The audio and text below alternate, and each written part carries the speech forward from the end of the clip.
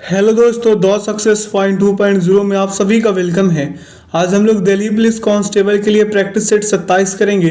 तो सेशन में अंत तक बने रहिएगा। सेशन को लाइक और अपने दोस्तों के साथ अधिक से अधिक शेयर कर दीजिएगा।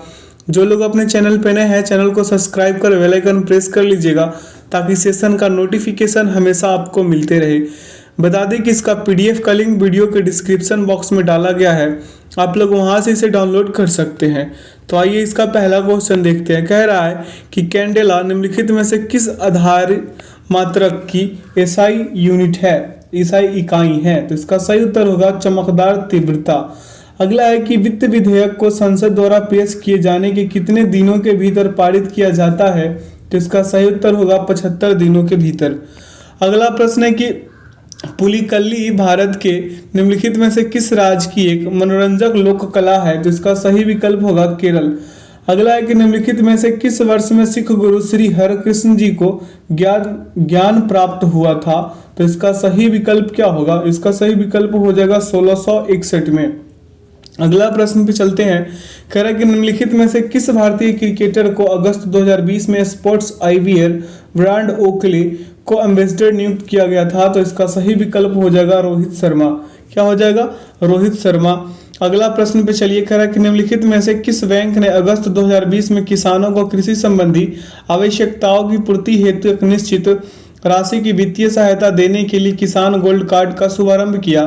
तो इसका सही विकल्प हो जाएगा एचडीएफसी बैंक। अगला प्रश्न है कि निम्नलिखित में से किस शहर में एचडीएफसी बैंक का मुख्यालय स्थित है। तो आइए इसका विकल्प लगाएंगे। उत्तर क्या हो जाएगा इसका, मुंबई। क्या होगा इसका उत्तर, मुंबई हो जाएगा। अगला है कि लोथियन द्वीप वन्यजीव अभयारण्य निम्नलिखित में से किस राज्य में स्थित है। तो ये लोथियन द्वीप जो वन्यजीव अभयारण्य है ये कहाँ पे है, पश्चिम बंगाल में।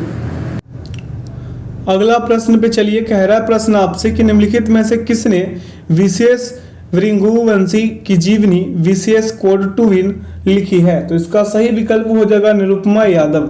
अगला प्रश्न पे चलिए। कह रहा है कि निम्नलिखित में से कौन प्रधानमंत्री की सलाह पर लोकसभा का कार्यकाल समाप्त होने से पहले उसे भंग कर सकता है। तो इसका सही उत्तर होगा राष्ट्रपति।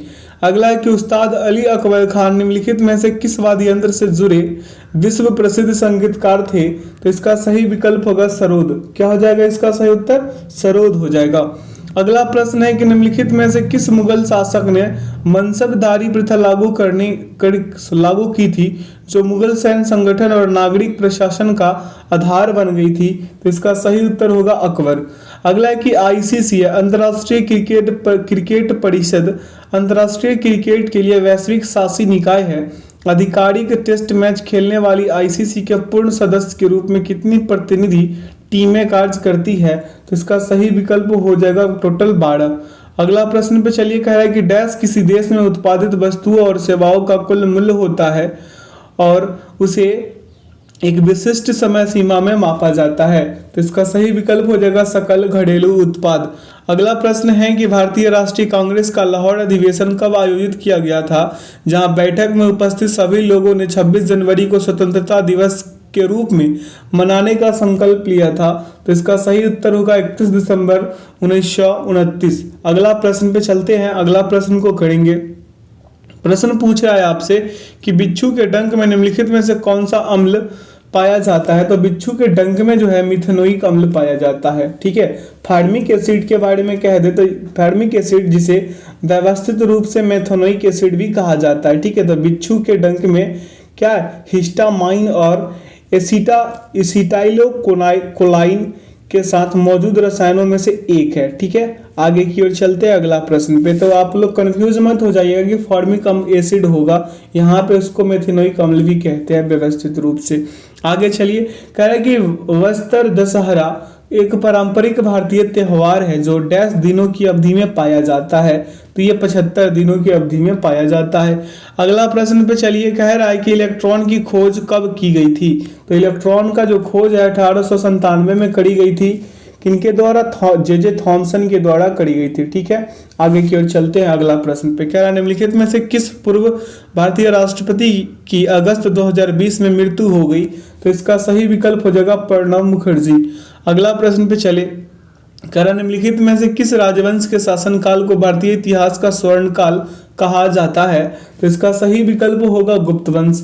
अगला, अक्टूबर 2020 तक की स्थिति के अनुसार छत्तीसगढ़ में कितने सदस्यों ने लोकसभा का प्रतिनिधित्व किया? तो इसका सही विकल्प होगा क्या? इसका सही विकल्प होगा टोटल 11। आगे की ओर चलते हैं अगला प्रश्न पे। करें कि निम्नलिखित में से किस वर्ष पुदुचेरी पर डच लोगों द्वारा कब्जा किया था? तो इसका सही विकल्प होगा 1663 में। कब? 21 अगस्त 1663 को 9 वर्ष के युद्ध के दौरान डचों ने पांडिचेरी पर कब्जा कर लिया था। अगला है कि निम्नलिखित में से किस वर्ष में सर जॉन लॉरेंस ने आधिकारिक तौर पर शिमला को ब्रिटिश साम्राज्य की ग्रीष्मकालीन राजधानी घोषित किया था? तो इसका सही विकल्प हो जाएगा 1864 में। क्या? 1864 में। अगला है कि सिनकोना के पेड़ मुख्य रूप से निम्नलिखित में से किस वनस्पति से संबंधित है? तो इसका सही विकल्प हो जाएगा उष्णकटिबंधीय सदाबहार वन। अगला है कि कैमरन व्हाइट ने अगस्त 2020 में पेशेवर क्रिकेट से सेवानिवृत्त की घोषणा की। उन्होंने निम्नलिखित में से किस देश का प्रतिनिधित्व किया? तो इसका सही विकल्प हो जाएगा ऑस्ट्रेलिया। अगला प्रश्न पे चले। करें कि निम्नलिखित में से किसे भारत के अंतरिक्ष कार्यक्रम का जनक माना जाता है? तो इसका सही विकल्प होगा विक्रम साराभाई। अगला है कि निम्नलिखित में से किस वर्ष में पांडिचेरी की नींव रखी गई थी? तो पांडिचेरी की नींव जो है 1673 में रखी गई थी। अगला है कि मिट्टी के पीएच को डैश मिलाकर बढ़ाया जा सकता है? तो मिट्टी का जो पीएच है, चूना पत्थर का उपयोग करके इसका पीएच मान बढ़ाया जा सकता है। तो देखिए चूना पत्थर कहीं पे दिख रहा है, विकल्प 3 सही। अगला है कि अगस्त 2020 में महिंद्रा राजपक्षे निम्नलिखित में से किस देश के प्रधानमंत्री बने? तो इसका सही विकल्प हो जाएगा श्रीलंका। ठीक है। अगला है कि सत्तड़िया निम्नलिखित में से किस राज्य का प्रसिद्ध नृत्य नाटक प्रदर्शन कला रूप है? तो इसका सही विकल्प हो जाएगा असम। अगला प्रश्न पे चले। करें कि जनजातीय लोक नृत्य शैली जेलियांग निम्नलिखित में से किस राज्य में प्रचलित है? तो इसका सही विकल्प हो जाएगा नागालैंड। अगला, निम्नलिखित में से किस अधिनियम ने भारत की संघीय प्रणाली की नींव रखी? तो इसका सही विकल्प होगा भारत सरकार अधिनियम 1935। 1935 के अधिनियम की कुछ संघीय विशेषताएं जो हैं जो आपको बताते हैं। क्या हो जाएगा कि इकाइयों के रूप में प्रांतों और रियासतों से मिलकर एक अखिल भारतीय संघ की स्थापना की गई। और एक और बात जान लीजिए कि केंद्र और इकाइयों के बीच विषयों की संघीय सूची, प्रांतीय सूची और संवर्धित सूची में विभाजन किया गया। ठीक है। अगला प्रश्न पे चलते हैं। अगला प्रश्न पे ध्यान देंगे। कह रहा है कि डैश नीति आर्थिक परिणाम को विनियमित करने के लिए केंद्रीय बैंक के नियंत्रण में मौद्रिक साधनों के उपयोग को संदर्भित करती है? तो इसका सही विकल्प हो जाएगा मौद्रिक नीति। आगे की ओर चले। कह रहा है प्रश्न आपसे कि वायुमंडलीय अपवर्तन के कारण सूर्योदय से लगभग डैश मिनट पहले सूर्य हमें दिखाई देता है? तो इसका सही विकल्प हो जाएगा क्या? इसका सही विकल्प होगा 2 मिनट। क्या हो जाएगा? 2 मिनट। सूर्य हमें सूर्योदय से 2 मिनट पहले और सूर्यास्त के 2 मिनट बाद वायुमंडल अपवर्तन के कारण, प्रकाश के झुकने के कारण दिखाई देता है। आगे की ओर चलेंगे। अगला प्रश्न पे कह रहा है आपसे प्रश्न कि अप्रैल 1929 में भगत सिंह ने किसके साथ विधानसभा में बम फेंका था? असेंबली में बम फेंका था। तो इसका सही उत्तर हो जाएगा बटुकेश्वर दत्त के साथ। बटुकेश्वर दत्त ने भगत सिंह के साथ 8 अप्रैल 1929 को नई दिल्ली में केंद्रीय विधानसभा पर बमबारी की। वह हिंदुस्तान सोशलिस्ट रिपब्लिकन एसोसिएशन के सदस्य थे। अगला है कि कॉर्बेट नेशनल पार्क निम्नलिखित में से किस राज्य में स्थित है? तो ये इसका पूरा नाम है Jim Corbett national park, Uttarakhand में। कहाँ पे है? उत्तराखंड में स्थित है। आगे की ओर चलते हैं। अगला प्रश्न पे ध्यान दे लीजिए। करें कि आगा खां पैलेस, जिसे भारत छोड़ो आंदोलन के दौरान महात्मा गांधी और अन्य स्वतंत्रता सेनानियों के लिए जेल के रूप में इस्तेमाल किया गया था, निम्नलिखित में से किस राज्य में स्थित है? तो इसका सही विकल्प हो जाएगा महाराष्ट्र। अगला है कि हथनी कुंड बांध निम्नलिखित में से किस नदी पर बनाया गया है? तो हथनी कुंड बांध जो है ये यमुना नदी पे बनाया गया है। आगे की ओर चलते हैं। अगला प्रश्न पे ध्यान दे लीजिए। प्रश्न कह रहा है कि निम्नलिखित में से किस वर्ष में भारतीय संसद द्वारा पंजाब पुनर्गठन अधिनियम अधिनियमित किया गया था? तो इसका सही उत्तर होगा 1966 ईस्वी में अधिनियमित किया गया था। अगला है कि केंद्रीय बजट 2020-21 ने कॉरपोरेट बॉन्ड में एफपीआई यानी विदेशी पोर्टफोलियो निवेश की सीमा को 9% से बढ़ाकर डैश कर दी थी। तो कर दी है, तो इसका सही विकल्प हो जाएगा 15%। कितने? 15% कर दी है। आगे की ओर चलेंगे। अगला प्रश्न पे करें कि माउंट एवरेस्ट की चोटी पर पहुंचने वाली प्रथम भारतीय महिला कौन थी? तो इसका सही विकल्प हो जाएगा बछेंद्री पाल। अगला है कि भारतीय खेल प्राधिकरण का मुख्यालय कहाँ है? तो भारतीय खेल प्राधिकरण का मुख्यालय नई दिल्ली में। कहाँ पे है? नई दिल्ली में है। आगे की ओर चलेंगे, अगला प्रश्न पे ध्यान केंद्रित कीजिए। प्रश्न आपसे पूछ रहा है कि निम्नलिखित में से किस वर्ष में वित्त विधेयक के माध्यम से सेवा कर के अधिरोपण और वसूली के कानूनी प्रावधानों को प्रस्तुत किया गया था? तो इसका सही विकल्प हो जाएगा 1994 में। अगला कि निम्नलिखित में से कौन सा भारतीय बैंकिंग उद्योग आरबीआई यानी भारतीय रिजर्व बैंक के उदारीकरण के कारण उसके हिस्से के रूप में निजी क्षेत्र का एक बैंक स्थापित करने वाला पहला बैंक था? तो इसका सही विकल्प हो जाएगा एचडीएफसी बैंक। अगला प्रश्न पे चलते हैं। कह रहा है कि मई में पूर्णिमा के दिन मनाया जाने वाला वैशाख पोया उत्सव निम्नलिखित में से किस धर्म से संबंधित है? तो इसका सही विकल्प होगा जैन धर्म। अगला है कि एमआरआई स्कैन शरीर में अंगों और ऊतकों की विस्तृत छवियां निर्मित करता है। एमआरआई का पूर्ण रूप क्या है? आपसे ये पूछा है एमआरआई का पूर्ण रूप क्या है। ठीक है, तो मैग्नेटिक रेजोनेंस इमेजिंग होता है। यहाँ पे देखेंगे कहाँ पे है, इसमें तो है नहीं, यहाँ पे हो जाएगा विकल्प 4 में मैग्नेटिक रेजोनेंस इमेजिंग। अगला 2011 की जनगणना के अनुसार निम्नलिखित में से भारत में सबसे कम जनसंख्या वाला राज्य कौन सा है? सबसे कम जनसंख्या वाला राज्य सिक्किम है। कि कौन सा है? सिक्किम। क्योंकि 2011 की जनगणना के अनुसार 6,07,688 की आबादी वाला सिक्किम देश का सबसे कम आबादी वाला राज्य है। आगे की ओर चलते हैं, अगला प्रश्न पे ध्यान देते हैं। वही अधिकता के बारे में कह दे तो उत्तर प्रदेश है। 19.96 करोड़ की आबादी वाला उत्तर प्रदेश भारत का सबसे अधिक आबादी वाला राज्य है। आगे की ओर चलते हैं। कह रहा है कि निम्नलिखित में से किस तिथि को भूटान का संविधान लागू किया गया था? तो भूटान का संविधान 18 जुलाई 2008 को लागू किया गया था। अगला, निम्नलिखित में से कौन सा तत्व ठोस अवस्था वाले उपकरणों के लिए अर्धचालकों में डोपिंग एजेंट के रूप में उपयोग किया जाता है? तो इसका सही विकल्प हो जाएगा आर्सेनिक। अगला प्रश्न पे ध्यान दे। कह रहा प्रश्न की बाजार स्थिरीकरण योजना जो कि मौद्रिक प्रबंधन का एक उपकरण है को निम्नलिखित में से किस वर्ष में लागू किया गया था? तो इसका सही विकल्प हो जाएगा 2004 में। यहाँ से रीजनिंग्स का प्रश्न है, तो फटाफट कॉपी कलम उठाइए और प्रश्न को करना शुरू कर दीजिए। कह रहा है कि उस विकल्प आकृति का चयन कीजिए जो दी गई आकृति में प्रश्नवाचक चिन्ह के स्थान पर आएगी और पैटर्न को पूर्ण कर लेगी। ध्यानपूर्वक देखिए, इसको फिट करा दीजिए, इसमें इसका सही उत्तर हो जाएंगे। अगला प्रश्न पे चलिए। कह रहा है कि कौन सी आकृति निम्नांकित आकृति श्रृंखला में प्रश्नवाचक चिन्ह के स्थान पर आएगी? अब यहाँ अगली आकृतियों में डिजाइन जो है वामावर्त दिशा में एकांतर क्रम से एक चरण और 1.5 चरण आगे बढ़ती है तथा एकांतर क्रम में ऊर्ध्वाधर क्या हो रहा है? ऊर्ध्वाधर और पश्चवृत्तीय पलट जाती है। तो यहाँ पे आपको करना क्या है कि जहां तक डिजाइन के अभिन्यास का संबंध है आप 1-5 वाला नियम से इसे कर सकते हैं। तो इसका सही विकल्प जो है 4 हो जाएगा। ठीक है, आगे की ओर चलते हैं। कह रहा है कि उस समुच्चय का चयन कीजिए जिसकी संख्याओं के मध्य वही संबंध है जो निम्नलिखित दिए गए समुच्चय के संख्याओं के मध्य है। अब यहाँ पे हम पहले जो दिया गया उसी को चेक करेंगे। तो 4 गुने हम 4 करेंगे, हमें मिलेगा क्या? 16 मिलेगा ना 16। अब आइए 4 गुने हम 6 करेंगे, मिलेगा क्या हमें? 24। ठीक है, अब यहाँ पे हम कर ले 4 + 4/2 कर ले और गुना करा दे कितने से? 5 से गुना 5 से, तो कितना हो जाएगा? ये पूरा वाला पार्ट हो जाएगा 6 और ये गुना 5, 6 × 5 = 30 होगा ना। सेम इसी प्रकार से अगर हम विकल्प को चुने और विकल्प 4 को करें, किसको करें? विकल्प 4 को। इधर जो है ये 4, इसको करें तो क्या हो जाएगा? देखिए ध्यानपूर्वक देखिएगा, यहाँ पे जो है 40, तो 10 गुने हम 4 कर ले, 10 गुने क्या कर ले? 4, हमें मिल गया 40। ठीक है, फिर 10 गुने हम 6 कर दिए, हमें बीच वाला संख्या मिल गया क्या? 60। अब यहाँ पे देखिए 10 + 10/10 कर ले और गुना करा दे हम फिर इसमें 5 से, तो हमें क्या मिल जाएगा? हमें इसका पूरा 15 मिलेगा। ठीक है, और ये गुना 5, 15 × 5 = 75, यानी विकल्प 4 सही हो जाएंगे। अगला प्रश्न पे आते हैं। कह रहा प्रश्न आपसे कि निम्नलिखित उस विकल्प आकृति का चयन कीजिए जो दी गई आकृति में प्रश्नवाचक चिन्ह के स्थान पर आएगी और पैटर्न को पूर्ण करेंगी। ध्यानपूर्वक देखें इस विकल्प को, तो आपको सही लगेगा इसका विकल्प 3। अगला प्रश्न पे चले। कह रहा है कि उस विकल्प का चयन कीजिए। प्रश्न क्या कह रहा है आपसे कि उस विकल्प का चयन कीजिए जिसमें दी गई आकृति अंतर्निहित है। क्या है? दी गई आकृति अंतर्निहित घूर्णन की अनुमति नहीं दी गई है।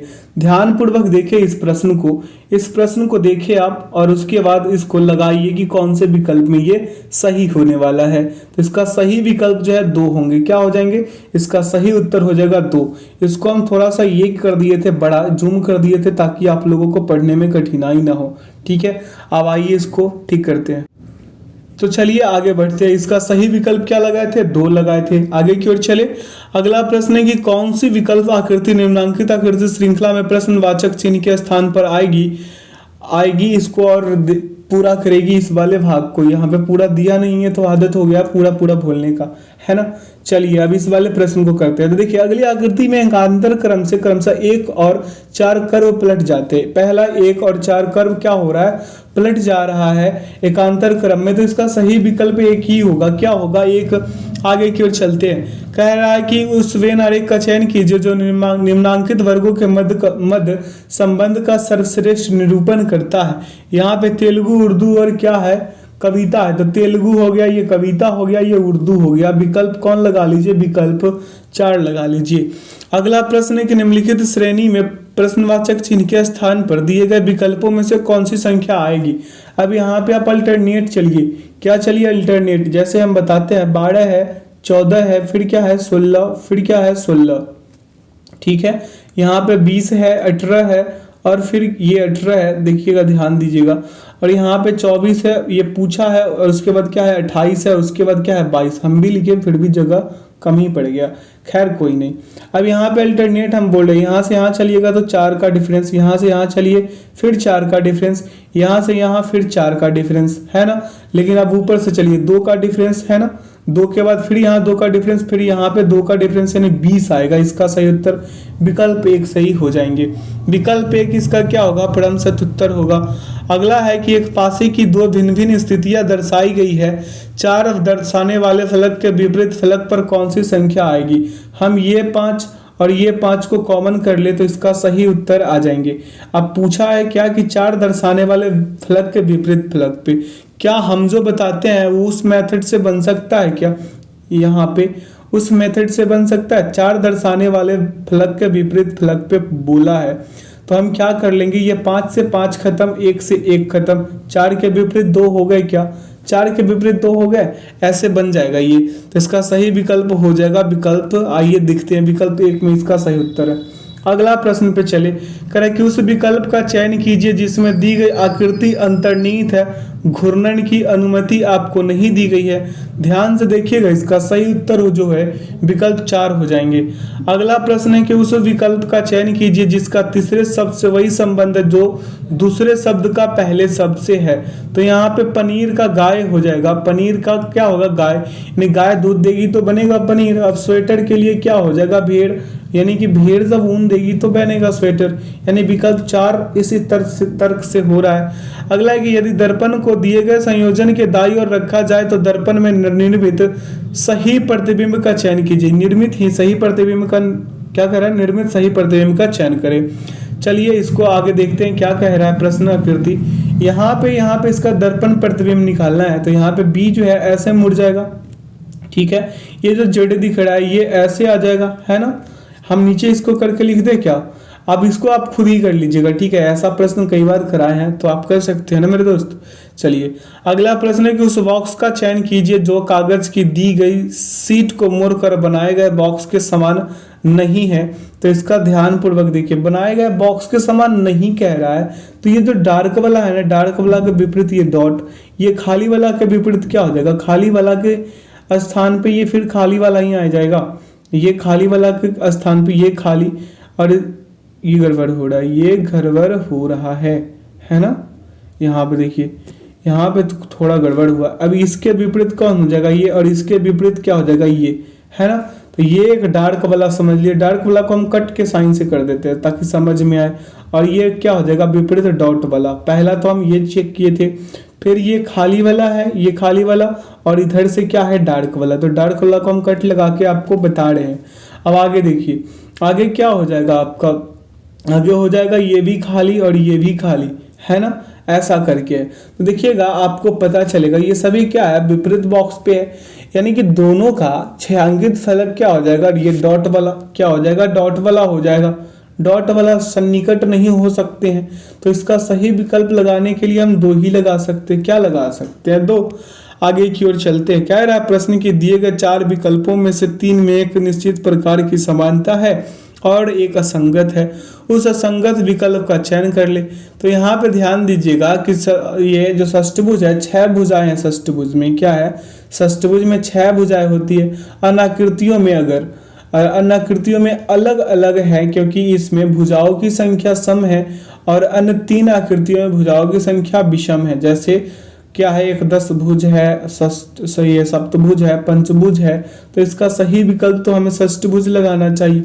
अगला है कि निम्नांकित 4 आकृतियों में से 3 में एक निश्चित प्रकार की समानता है और एक असंगत है, उस असंगत आकृति का चयन कीजिए।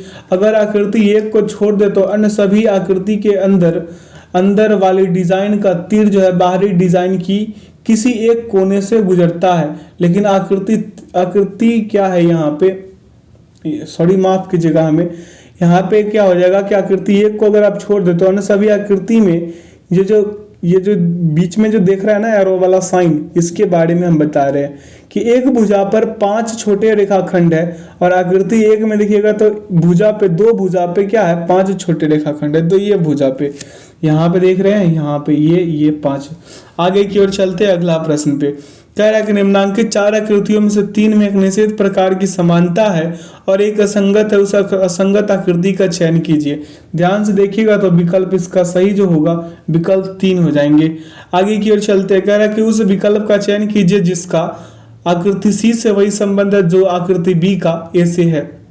ठीक है, तो आकृति ए से आकृति बी में दाईं ओर से डिजाइन दक्षिणावर्त दिशा में एक चरण आगे बढ़ती है, 2 समान डिजाइनें मध्य की ओर जाती है, ऊपरी डिजाइन पलट जाती है तथा दोनों डिजाइनें एक दूसरे को प्रतिच्छेद करती है। ये वाला बात तो कह रहा है, ये देख रहे हैं, इसका सही विकल्प जो होगा विकल्प 1 हो जाएगा। आइए अगला प्रश्न पे चलते हैं। प्रश्न कह रहा है आपसे कि यदि स्प्रिंग को 79 के रूप में और मैजिक को 102 के रूप में कूटबद्ध किया जाता है तो लिस्ट को कैसे कूटबद्ध किया जाएगा। आपको कुछ दिन पहले भी पिछले सेशन में भी बताए थे। एस लिख लीजिए, पी लिख लीजिए, आर लिख लीजिए, आई, एन और जी का तो जगह बचा ही नहीं, फिर से लिखते हैं ऊपर से शॉर्ट करके, है ना। एस है और क्या है, पी है, पी के बाद आर, आर के बाद आई, आई के बाद एन, एन के बाद जी। अब तो इस बार आ गया। अब देखिए सभी में ना 27 पहले लिख लेंगे। क्या लिख लेंगे, 27 इस बार। एम इसमें वॉवेल और कंसोनेंट का कोई लोचा लापाची नहीं है ना। तो यहाँ पे लिख लेंगे 27 सभी में 27 लिख लेंगे 27। अब यहाँ पे सभी का स्थानीय मान को 27 में से घटा देंगे। एस का स्थानीय 19, पी का 16, आर का 18 और आई का 9 और एन का 14 और जी का कितना होता है 7।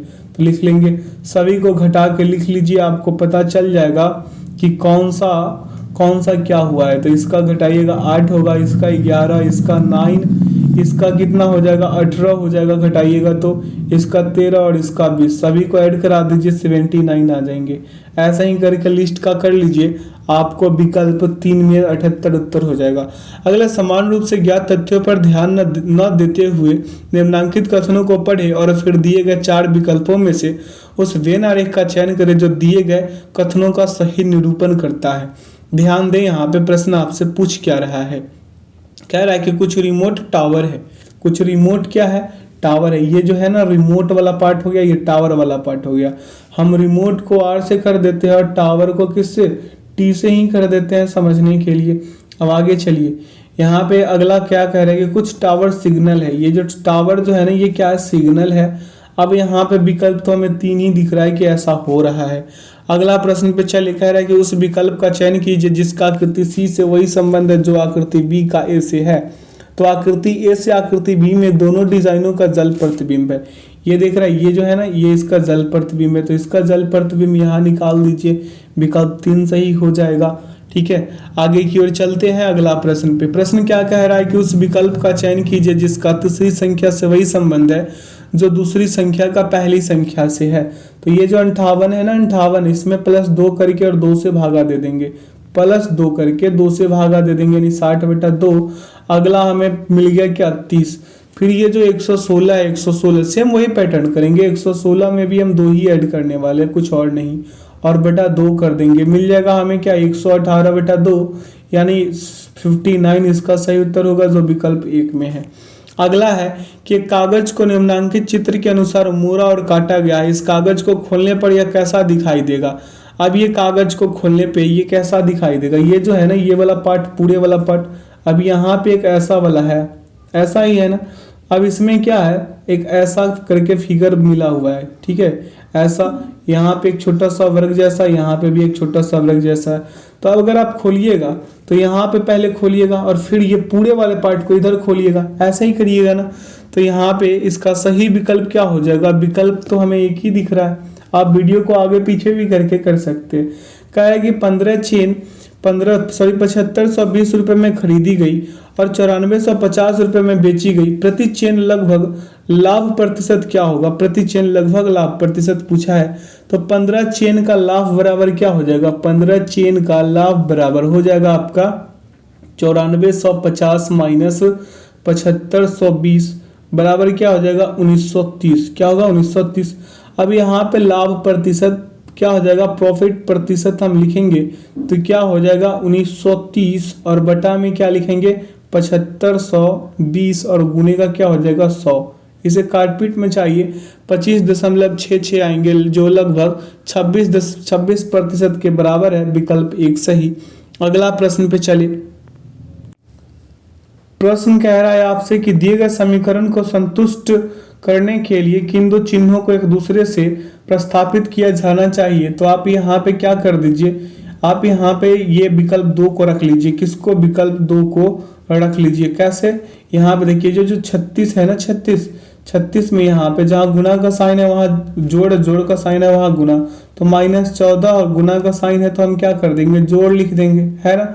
अब यहाँ पे 63 है, 63 भागे कितने हैं, 63 भागे आपका कितना है 9, और प्लस का साइन है तो हम गुना लिख देंगे क्या 11, और बराबर लिख देंगे 99, ठीक है। अब आगे यहाँ पे 36 माइनस करेंगे 14, और यहाँ पे जब सॉल्व करेंगे 9 सते 63, 9 सते 63, ये कटा 11 सते 77 हो गया ना 77। अब आइए बराबर लिख दीजिए 99। अब आगे चलिए, तो यहाँ क्या हो जाएगा, घटाइएगा तो 113, यहाँ पे पहले जोड़िएगा 77 को और 36 को जोड़िएगा तो मिलेंगे आपको 113, और माइनस कीजिएगा 14, तो क्या हो जाएगा 99 इधर, और बराबर में 99 बराबर 99, ठीक है। आगे चलते हैं अगला प्रश्न पे। कह रहा है कि निम्नलिखित श्रेणी में प्रश्नवाचक चिन्ह के स्थान पर दिए गए विकल्पों में से कौन सी संख्या आएगी। तो हम ऊपर लिख देते हैं संख्या को और इसे सॉल्व करते हैं, ठीक है। आप यहाँ पे करेंगे क्या हो जाएगा, 3 है, और क्या है 7 है, 13 है, 26 है, और उसके बाद क्या है 69 है, उसके बाद क्या है 127 है, उसके बाद क्या है 275 है, ठीक। अब इसका डिफरेंस चेक करेंगे तो 4 का, इसका डिफरेंस कितने का है 6 का, इसका डिफरेंस कितने का है 13 का, इसका डिफरेंस कितने का है 43 का है। फिर इसका डिफरेंस यानी 69 से 127 का डिफरेंस हो जाएगा 58, ठीक है, ये 58 हुआ। अब यहाँ से चेक करें तो क्या हो जाएगा 148, इस दोनों के बीच में डिफरेंस कितना 148 का। फिर यहाँ से 2 का डिफरेंस, यहाँ से कितने का 7 का डिफरेंस, फिर यहाँ से कितने का डिफरेंस 30 का डिफरेंस है, फिर यहाँ से कितने का डिफरेंस 15 का डिफरेंस है ना, 43 से 58 में। अब यहाँ से डिफरेंस चेक करेंगे 58 से 148 में, तो 90 का डिफरेंस हो जाएगा। फिर अब आइए इससे आगे का भी डिफरेंस चेक कर ले, क्या यहाँ से कितने का अल्टरनेट कर ले, यहाँ से क्या कर ले अल्टरनेट कर ले तो ज़्यादा बेहतर होगा।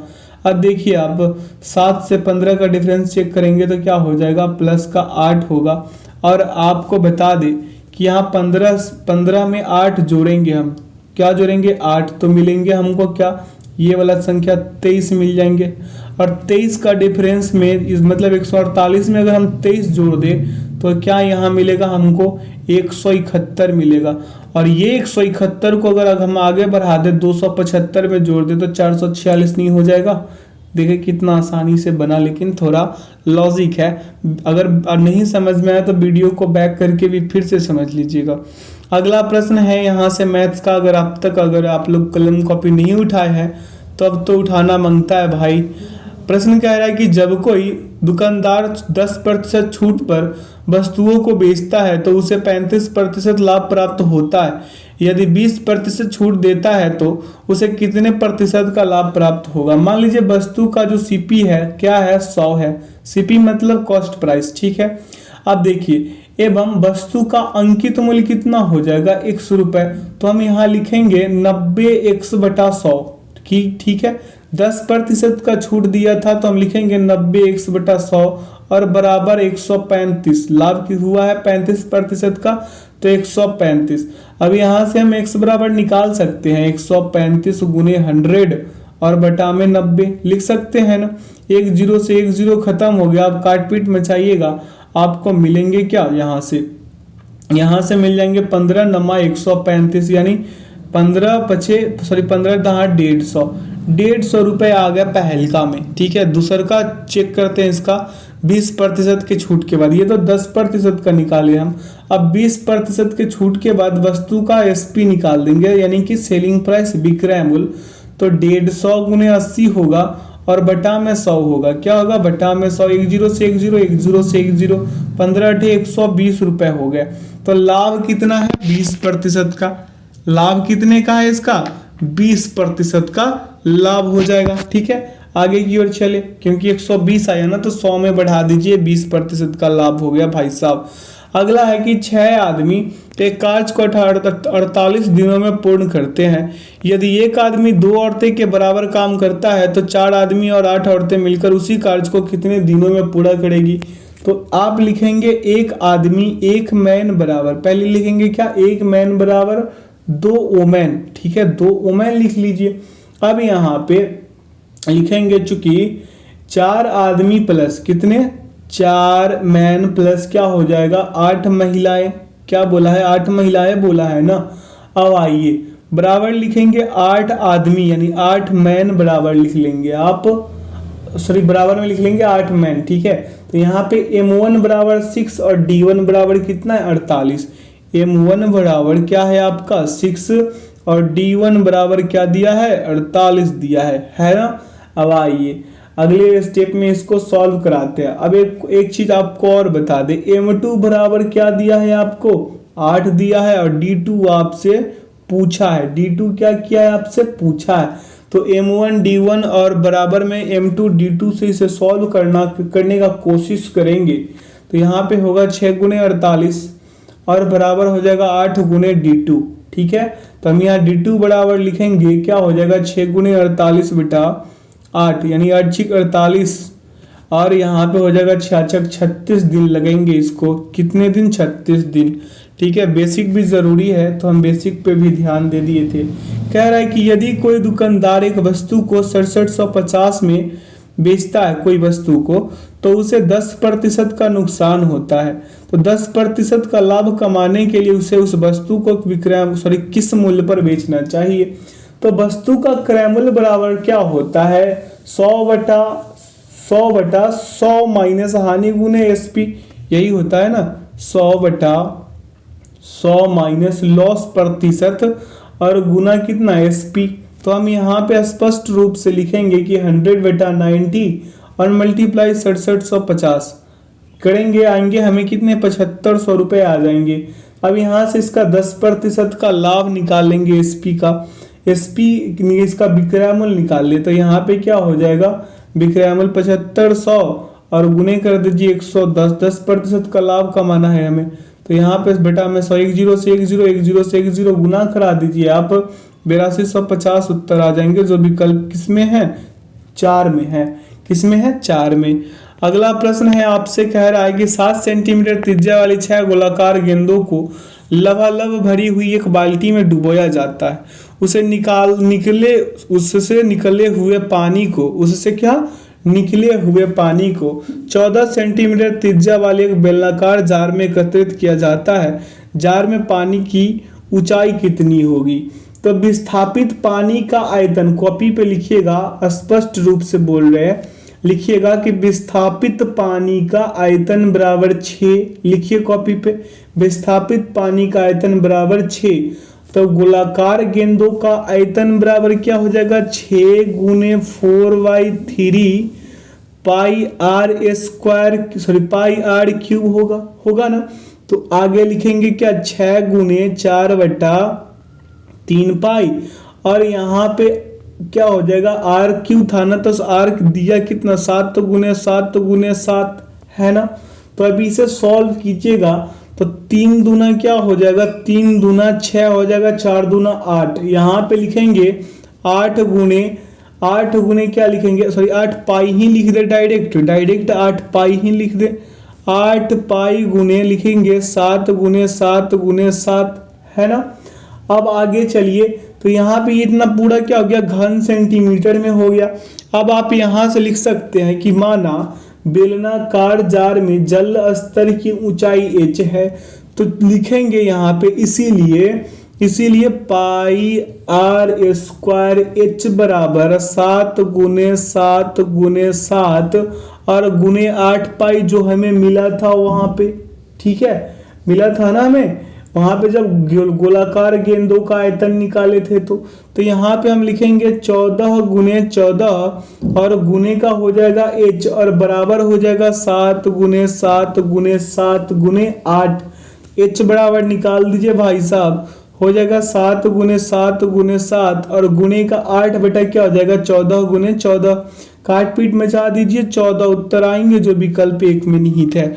अगला प्रश्न पे ध्यान दीजिए, कह रहा है कि सरिता ने 18,600 रुपए का ऋण लिया जिसका कुछ अंश 5% और शेष 8% वार्षिक साधारण ब्याज दर पर था। 4 वर्षों के बाद उसे ब्याज के रूप में 4800 रुपए का भुगतान करना पड़ा। 2 अलग अलग ब्याज दरों पर उधार ली गई राशियों में कितना अंतर था। अंतर पूछा है, तो यहाँ पे देखिए, पहले लिखिए आप कॉपी पे, 5% दर पर उधार ली गई राशि 100 रुपए होंगे। कितने, 100 रुपए। 5% पे उधार ली गई राशि हम 1 लिख लिए, तो इसलिए 8% के लिए क्या हो जाएगा, 8% दर पर उधार ली गई राशि हम लिखेंगे 18,600 गुणे 100, क्या लिखेंगे, गुणे 100 रुपए लिखेंगे। साधारण ब्याज बराबर होता है मूलधन गुने समय गुने दर बटा 100। तो हम प्रश्न से इसे सॉल्व करना चाहें तो क्या लिखेंगे, 5 मल्टीप्लाई 100 गुने 5 गुने 4, ठीक है, और बटा में कर दीजिए 100 और प्लस कीजिएगा 18,600 में से माइनस कर दीजिए 1 और गुना करा दीजिए 8 गुने लिख दीजिए 4 और इसके बटा में लिखिएगा 100। क्या लिखिएगा, बटा में 100 लिखिएगा और बराबर कितने कर दीजिए, 4800 रुपए। कितने, 4800 रुपए कर दीजिए। अगले स्टेप पे इसे सॉल्व करेंगे तो क्या हो जाएगा, x/5 और प्लस का क्या होगा, प्लस का हो जाएगा आपका 18,000, ये 18,600 है और यहाँ पे माइनस 1 और उधर हो जाएगा 8 और बटा में हो जाएगा कितने, 25 क्यों हुआ, क्योंकि वो जो ऊपर एक आपको पहले वाले में 4 दिखा हुआ वो 4 काट दिया है, ठीक है, 4 क्या इसको काटा है ना।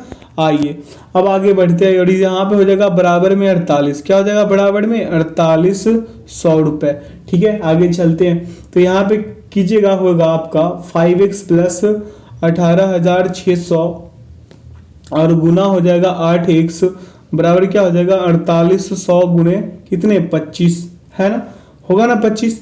अब आइए इसे करते हैं तो क्या हो जाएगा 14,000, यहाँ पे 1,48,000 कितने 1,48,800, 1,48,800 होगा ना 800 और माइनस 3x बराबर लिख लीजिएगा कि यहाँ पे कितना 1,20,000 कितने 1,20,000 गुना करके आएंगे। अब आगे चलते हैं अगले स्टेप पे, क्या हो जाएगा यहाँ पे 3x और बराबर कितने 1,48,800 लिखेंगे, ठीक है, 1,48,800, ये 48,800 हो गया और माइनस कर दीजिए इक्याई दहाई 15,000 10,000 लाख, यही है ना। तो यहाँ पे 1,20,000 हो गए। अब बराबर कीजिएगा तो क्या मिलेंगे आपको 2800 सॉरी 28,800 मिलेंगे। यहाँ पे कितने बराबर 3x बराबर, तो x बराबर क्या हो जाएगा, काटपीट में चाहिएगा तो x बराबर आपको आ जाएंगे 9600 रुपये। कितने आ जाएंगे, 9600 रुपये आएंगे। 3 से काट दीजिए 28,800 को। अब आइए यहाँ पे अंतर निकालेंगे तो क्या हो जाएगा 2x माइनस 18,600, ठीक है 600, और बराबर में लिखिएगा आप क्या 2 गुने क्या हो जाएगा 9600 और माइनस का हो जाएगा 18,600, ठीक है। तो यहाँ पे हो जाएगा 19,200, गुना कीजिएगा तो अब यहाँ पे 19,200 हो गया ना। अब माइनस कर दीजिए 18,600 को, आप कितने जाएंगे 600, विकल्प 4 सही। आगे चले, बहुत लंबा था ना, इस प्रश्न को आप खुद कीजिएगा। इसका उत्तर 145 आएंगे। कितने आ जाएंगे 145। आगे की ओर चलते हैं। अगला प्रश्न पे कह रहा है कि जब ब्याज अर्धवार्षिक रूप से, अर्थ लिखा है यहाँ पे देख लीजिए कैसे कितना महान है, कोई नहीं। कह रहा है जब ब्याज अर्धवार्षिक रूप से चक्रवृद्धि किया जाता है तो एक राशि एक निश्चित ब्याज दर पर एक वर्ष में उसी राशि की 729/625 हो जाती है। यदि ब्याज वार्षिक रूप से चक्रवृद्धि की जाए तो 10,000 पर उसी ब्याज दर से 2.1/2 वर्षों में प्राप्त होने वाला चक्रवृद्धि ब्याज कितना होगा। निकटतम रुपए तक आप बता सकते हैं। क्या कर सकते हैं आप, निकटतम। तो आप पहली स्थिति में इसे चेक करेंगे। पहला करेंगे क्या, आर बराबर यानी दर बराबर लिखेंगे, दर बराबर r/2% छमाही। अब में से धन बराबर फॉर्मूला क्या होता है, p × 1 + r/100 और पावर क्या होता है t, समय होता है इसका पावर। तो हम लिखेंगे यहाँ पे 729/625 p और बराबर में लिखेंगे p × 1 + r/200 और इसका पावर क्या लिखेंगे 2, ठीक है। अब आइए इसको इस वाले पार्ट को आगे सॉल्व करना है। तो क्या हो जाएगा, कॉपी पे लिखते चलिएगा, होगा 27/25 का क्या स्क्वायर और बराबर हो जाएगा 1 + r/200 का क्या होगा, 200 का हो जाएगा स्क्वायर। अब यहाँ पे लिखिए 1 + r/200 और बराबर 27 क्या हो जाएगा 25, यानी r हो जाएगा 200 और बराबर होगा 27/25 - 1 जो लगभग 2/25 आएंगे। क्या आ जाएंगे 2/25 आ जाएंगे यहाँ पे 2/25, ठीक है। अब आगे की ओर चलते हैं। अगला स्टेप पे क्या हो जाएगा, यहाँ पे हो जाएगा r बराबर कीजिएगा तो 2/25 गुने 200 काटिए यहाँ से, तो क्या हो जाएगा ये हो जाएगा आपका 8 25 8 200 यानी 8 दूना 16% आ गया यहाँ पे। अब दूसरी स्थिति में इसे चेक करना चाहे तो क्या कीजिएगा आप बताते हैं। यहाँ पे मिश्रण बराबर लिखिएगा 1000, कितने हैं 10,000 है, माफ कीजिएगा 10,000 और 1 + 16/100 और इसका स्क्वायर और गुण यहाँ पे ब्रैकेट बंद और यहाँ पे लिखिएगा 1 + 1/2 और मल्टीप्लाई कर दीजिए 16/100 से। कितने से 16/100 से। अब यहाँ पे देखिए लिख सकते हैं ना आप 10,000 और 1 + 4y कितने 25 का क्या स्क्वायर, कितने का 25 का स्क्वायर और यहाँ पे 1 प्लस क्या हो जाएगा 2 हो जाएगा 25, क्या हो जाएगा 2/25 दिख रहा है ना आप लोगों को, 2 क्या हो जाएगा 25 हो जाएगा। अब अगले स्टेप पे चलें। अगले स्टेप पे क्या हो जाएगा आपका, अगले स्टेप पे हम यहाँ पे करेंगे तो होगा यहाँ पे 10,000 क्या हो जाएगा 10,000 और गुना कर देंगे 29/25, सॉल्व करने से आएगा आपको 29/25 और गुना हो जाएगा 27/25। काट दीजिए यहाँ से तो आपको मिलेंगे क्या 14,532, काटपीट में चाहिए 25 से ही तो कटते कटते ये आ जाएगा। अब अगले स्टेप पे चलिए। चक्रवृद्धि ब्याज बराबर लिखेंगे आप क्या, CI बराबर लिखेंगे 14,532 जो अभी आपको आया था और माइनस कर देंगे हम यहाँ पे 10,000 तो मिलेंगे क्या हमें 4532, विकल्प 2 सही। विकल्प 2 क्या हो गया, बड़म से तो उत्तर होगा। अगला प्रश्न है कि एक छात्र को परीक्षा में बैठने के लिए 221 दिनों की उपस्थिति अनिवार्य है। छात्र 208 दिन उपस्थित रहा है और उपस्थिति में 5% की कमी की वजह से उसे परीक्षा के लिए अपात्र घोषित कर दिया गया। परीक्षा में बैठने के लिए कितने प्रतिशत उपस्थिति अनिवार्य है। तो यहाँ पे अंतर बराबर लिख लीजिए अनिवार्य उपस्थिति माइनस वास्तविक उपस्थिति। कॉपी पे लिखिए अंतर बराबर अनिवार्य उपस्थिति माइनस वास्तविक उपस्थिति। तो हम यहाँ पे डिफरेंस बराबर लिखेंगे अंतर बराबर 221 क्या हो जाएगा मेरा अनिवार्य उपस्थिति, और यहाँ पे माइनस कर देंगे क्या 208 कितना वास्तविक उपस्थिति, यानी कि हो कितना गया 13 घटाए तो 13 दिन बराबर 13 डे बराबर क्या 5% है।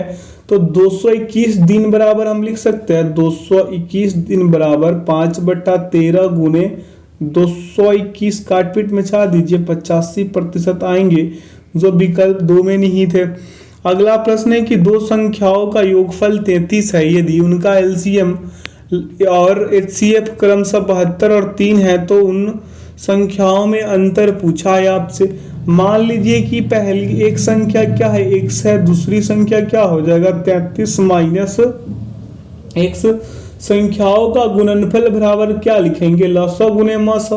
तो हम यहाँ पे लिखेंगे 100 इंटू 33 माइनस x और बराबर लिखेंगे 72 गुने 3, यही लिखेंगे ना। चलिए अब आगे लिखिए x इंटू 33 माइनस x और बराबर लिखिएगा 24 गुने 3 गुने 3। ठीक है, कोई दिक्कत नहीं होना चाहिए। अब अगले स्टेप पे इसे करें या फिर इसी में कर दे, एक स्टेप और लेके चलते हैं। तो हो जाएगा x इंटू 33 माइनस x और बराबर हम लिखेंगे यहाँ 9 इंटू 33 माइनस क्या 9, 33 माइनस 9। तो x बराबर क्या आ जाएगा आपका 9 आ जाएगा।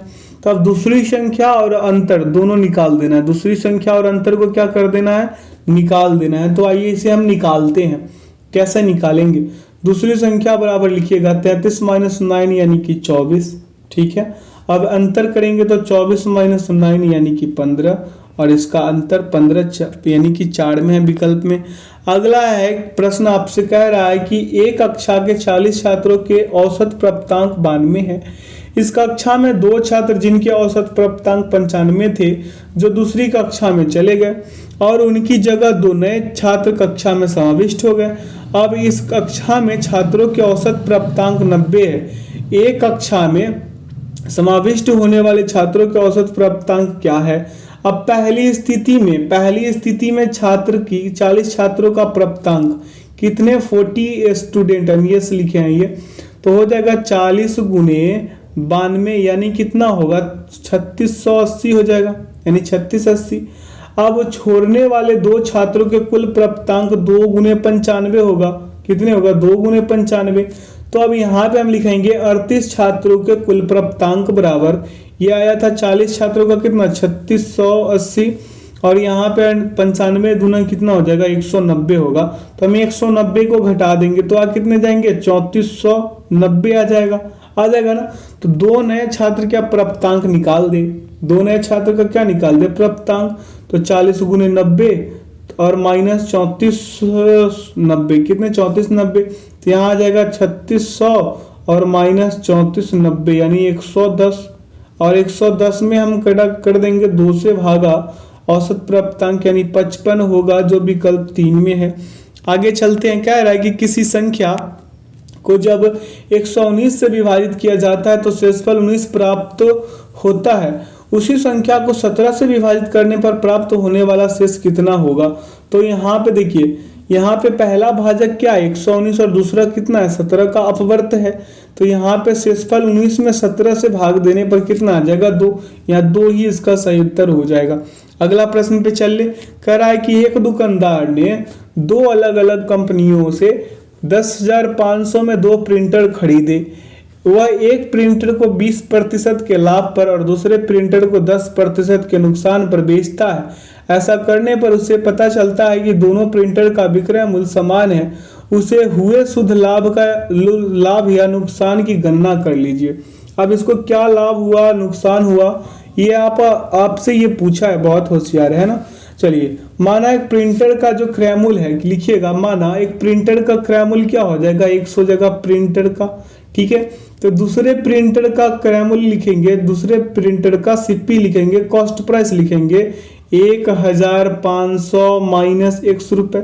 तो यहाँ प्रश्न से करेंगे क्या, 120 x बटा 100 और बराबर हो जाएगा 10,500 और माइनस 100 गुने कितने 10% के नुकसान पे ना, तो 90/100, क्या 90/100। अब यहां से कीजिएगा तो 12x बराबर 10,500 और क्या हो जाएगा गुने 9 माइनस 9x। ठीक है, अब आगे चलते हैं, अगले स्टेप पे इसे सॉल्व करेंगे तो क्या हो जाएगा आपका 21x, यहाँ पे 21x होगा ना, यहाँ पे कीजिएगा तो 12 9 9 यहाँ 21x बराबर 50 10,500, तो यहाँ पे क्या होगा 10,500 होगा, 10,000 कितने होगा 500 हो जाएगा, तो गुना करा देंगे हम 9 से, x बराबर निकाल देंगे तो क्या होगा 10,500 और गुने 9/21, काटपीट में चाहिएगा आपको मिलेंगे 4500, कितने 4500 रुपए। अब इस पर लाभ बराबर निकाले तो क्या हो जाएगा 4500 गुने 20/100, काटपीट में चाह दीजिएगा, यहाँ पे मिल जाएगा आपको 900 रुपए, कितने मिलेंगे 900 रुपए मिलेंगे। अब यहाँ पे देखिए दूसरे प्रिंटर का क्रैमुल बराबर हो जाएगा 10,500 और माइनस हो जाएगा 4500, कितने 4500 और बराबर लिखिए 6,000, कितने 6,000 लिख लीजिए। ठीक है, अब आगे चलिए, तो हानि प्रतिशत निकालना है, तो यहाँ पे लिखिएगा हानि लॉस प्रतिशत बराबर लिखिएगा L प्रतिशत बराबर यहाँ पे 6,000 गुने लिखिएगा 10/100, यहाँ से 2 जीरो से 2 जीरो खत्म करा दीजिए, यानी 600 रुपए, यानी 900 में से आप घटाइए 600, 300 रुपए आएंगे, कहीं दिख रहा है 300 रुपए का लाभ, विकल्प 3 में। अगला प्रश्न है कि गेहूं और चावल के बाजार मूल्यों का अनुपात 3:8 है और एक परिवार द्वारा उनकी खपत की मात्राओं का अनुपात 16:3 है, गेहूं और चावल के लिए किए जाने वाले व्यय का अनुपात कितना होगा। तो गेहूं एवं चावल का मूल्यों का अनुपात 3:8 है ना, कितना है 3:8, खपत की मात्रा का अनुपात कितना है 16 अनुपात तो कितना है 3 है, तो व्यय का अनुपात निकालने के लिए क्या कीजिएगा 16 गुने 3, इसको इसमें गुना करा दीजिए, 16 गुने 3 रेशियो 8 गुने 3 कर दीजिए, काटपीट में चाहिएगा 16×3=48 आएंगे, कितने 16×3=48, 8×3=24, काट दीजिए तो यहाँ पे 16×3=48, यहाँ पे 2 24 दूना 48 और 24 से कम यानी 2 रेशियो 1 हो जाएगा। आगे चलते हैं, कह रहा है कि 35 सेंटीमीटर गुने 11 सेंटीमीटर गुने कितना है 20 सेंटीमीटर भुजाओं वाले धातु की एक पट्टी को पिघलाकर 0.7 mm त्रिज्या वाले एक तार का निर्माण किया जाता है। तार क्या है, तार की लंबाई, ये देखिए कल कर दिया है, तार की लंबाई मीटर में कितनी होगी, पाई का मान आप 22/7 ले सकते हैं। तो पहले आप पत्ती का आयतन निकालिए, किसका पत्ती का आयतन बराबर लिखिएगा 35 गुने 11 गुने 20, ठीक है 35 गुने 11 गुने 20 घन सेंटीमीटर में लिखिएगा। तार का आयतन बराबर लिखिएगा क्या, तार का आयतन बराबर हो जाएगा क्या, आयतन बराबर होगा पाई r स्क्वायर h होगा ना, तो लिखिएगा 22/7 गुने 0.7/10, क्यों, क्योंकि ये दशमलव हटा है। अब यहाँ पे लिखेंगे 0.7 तो यहाँ भी हटाएंगे तो ये 10 और गुने h। अब यहाँ से हम क्या करेंगे, आयतन समान क्या रहेगा, आयतन अगर समान रहता है, आयतन क्या रहता है समान रहता है, तभी हम यहाँ पे करेंगे क्या, यहाँ पे करेंगे 22/7 गुने यहाँ पे 7/10 होगा, क्यों, क्योंकि यहाँ पे 0.7 था तो हटाए थे ना, तो यहाँ पे अब समझाने का जरूरत नहीं होगा, 0.07 यहाँ पे 10 लिख देंगे और यहाँ पे h, यहाँ पे 7×5 कर देंगे, यहाँ पे कितने कर देंगे 7×5, काटपीट में चाहिए यहाँ से शुरू कीजिए, तो क्या हो जाएगा 11 दूनी 22, ये 5 7×5 करके काटिए तो 35 गुने 11 गुने 20 हो जाएगा, क्या हो जाएगा 37 गुने 11 गुने 20 होगा। अब अगले स्टेप पे से सॉल्व करेंगे तो क्या हो जाएगा आपका 35 गुने 11 गुने 20 हुआ था ना, h बराबर लिखे 35 गुने 11 और गुने का क्या होगा 20 बटा में हम लिख सकते हैं 22 गुने 0.01 और गुने लिखेंगे 0.07, काटपीट में चाहिए आ जाएंगे आपको कितना 50,000 सेंटीमीटर, कितने आएंगे 50,000 सेंटीमीटर आ जाएंगे। अब इसे मीटर में कीजिएगा तो क्या आ जाएगा 5,000, यानी 1 मीटर बराबर 100 सेंटीमीटर होता है ना, तो इसका सही उत्तर क्या हो जाएगा, इसका सही उत्तर यहाँ पे गड़बड़ दे रहा है, क्या दे रहा है गड़बड़, यहाँ पे 5,000 आया है, यहाँ पे दिया है क्या 500 मीटर, ये गड़बड़ है, देखिएगा आप लोग, देख लीजिएगा खुद। कह रहा है प्रश्न की दो स्टेशनों ए और बी के बीच की दूरी 107 किलोमीटर है। 1.8 किलोमीटर लंबी एक ट्रेन ए से बी के लिए 90 किलोमीटर पर घंटा की चाल से चलना शुरू करती है। 10 मिनट बाद 1.2 किलोमीटर लंबी एक अन्य ट्रेन स्टेशन बी से स्टेशन ए की तरफ 100 किलोमीटर पर घंटा की चाल से चलना शुरू करती है। स्टेशन ए से उस बिंदु की दूरी ज्ञात कीजिए जहां पर दोनों ट्रेन एक दूसरे को पार करेंगी। अब स्टेशन ए से चलने वाली ट्रेन द्वारा 10 मिनट में यानी 1/6 घंटे में तय की गई दूरी बराबर लिखिएगा 1/6 गुने कितना 90, यानी ये क्या हो जाएगा 15×6 यानी 15 किलोमीटर। अब स्टेशन ए एवं बी के बीच की दूरी बराबर निकालेंगे तो क्या हो जाएगा 107 माइनस 15 तो होगा कितना 92 किलोमीटर। सापेक्ष चाल निकालिए तो 90 प्लस 100 यानी कि कितना 190 किलोमीटर हो जाएगा। क्लियर है। ट्रेन विपरीत दिशाओं में गतिमान है। ट्रेन क्या है, विपरीत दिशा में गतिमान है, तो लिखेंगे आप 190 गुने टी।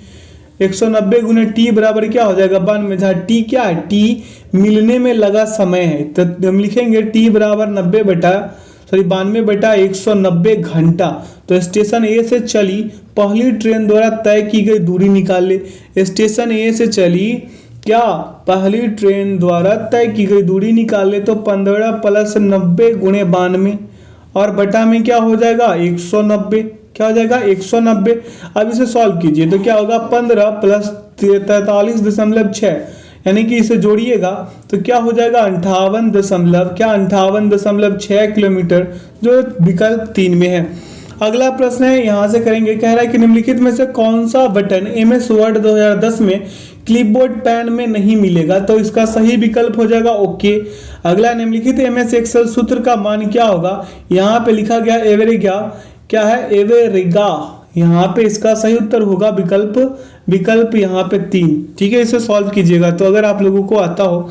अगला प्रश्न पे है कि MS वर्ड 2010 में रूलर विकल्प को सक्रिय करने के लिए निम्न में से किस टैब का उपयोग किया जाता है, तो इसका सही विकल्प हो जाएगा व्यू।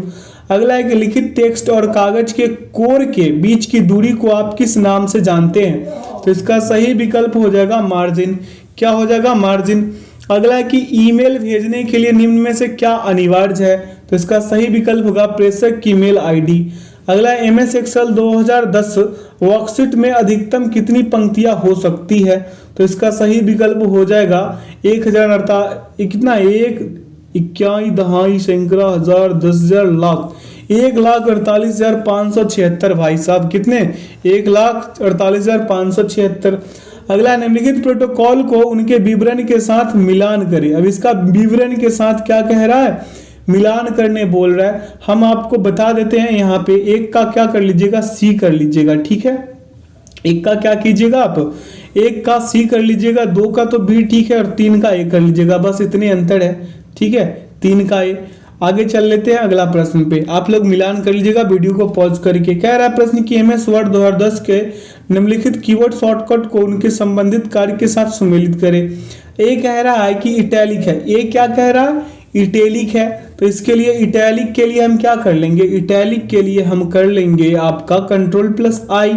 अब फॉन्ट साइज के लिए क्या करेंगे, फॉन्ट साइज के लिए हम कर लेंगे Ctrl+, ये क्या है गड़बड़ कर दिया ये है ना, तो इसका सही विकल्प लगा देते हैं। इसका सही विकल्प होगा 3 नंबर वाले, कौन हो जाएंगे 3 नंबर वाले। सी बराबर क्या होगा फॉन्ट साइज बराबर, तो इसका होना चाहिए फॉन्ट साइज कह रहा है ना, दोनों तरफ फॉन्ट साइज है, यानी कि फॉन्ट आकार पॉइंट घटता है तो क्या हो जाएगा, फॉन्ट आकार पॉइंट अगर घटता है तो क्या हो जाएगा आपका, तब हो जाएगा आपका इधर क्या हो जाएगा मेरे दोस्त कंट्रोल, ये वाला हो जाएगा X।